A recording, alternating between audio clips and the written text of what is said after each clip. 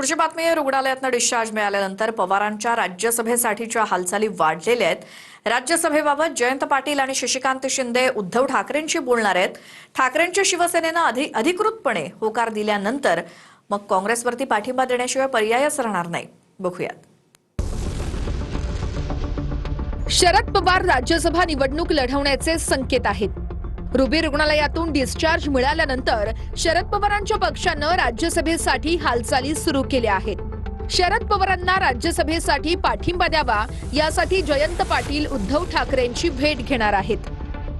सगळ्यांची इच्छा आहे की आदरणीय पवार साहेबांनी राज्यसभेवर जावं आणि अर्थातच कालच माननीय जयंत पाटील आणि माननीय शशिकांत शिंदेजी यांनी उद्धवजींची ही वेळ मागितलेली आहे। मी काल स्वतः अनिल देसाईंना आणि संजय राऊत साहेबांना विनंतीही केली या विषयाबद्दल आणि वेळ पडली तर मीही दिल्लीत काँग्रेसच्या लीडरशिपला भेटीन। एक मात्र नक्की की माननीय शरद पवार साहेब हे निवडणुकीला उभे राहणार आहे, त्याच्याविषयी माझ्या मनात शंका नाही। समजा जर शरद पवार असतील तर ही निवडणूक बिनविरोध होईल हे मी कसं काय सांगणार? मुळात शरद पवारांची उमेदवारीवरती चर्चा होईल ना महाविकास आघाडीमध्ये।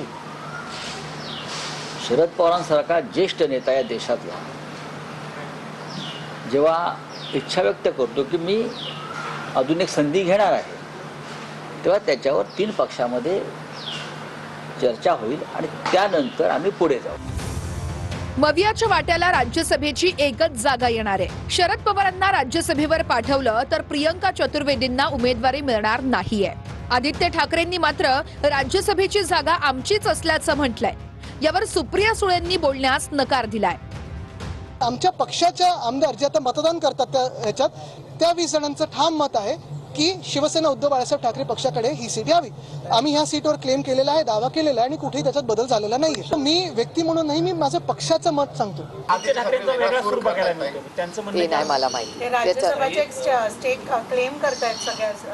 ठीक आहे ना, अधिकार आहे ना। कसं आहे, चर्चा करायला काय प्रॉब्लेम आहे? चर्चा करायला काहीच प्रॉब्लेम नाही। राज्यसभेच्या 7व्या जागासाठी शरद पवार साहेबांचं नाव पुढे करून आदित्य ठाकरे आणि प्रियंका चतुर्वेदींना दूर करण्याचं काम संजय राऊत यांनी धूर्तपणे केलेलं आहे। संजय राऊत यांना माहिती आहे की प्रियंका चतुर्वेदींना पुन्हा एकदा राज्यसभेला संधी मिळाली तर पुढच्या वेळेला संजय राऊत यांचा पत्ता कट होईल। शरद पवारांना सध्या रुबी रुग्णालयातून डिस्चार्ज देण्यात आलाय। पुढील 2 ते 3 दिवस त्यांना विश्रांतीचा सल्ला देण्यात आलाय। याच वेळी पवारांनी राज्यसभेसाठी तयारी सुरू केली आहे।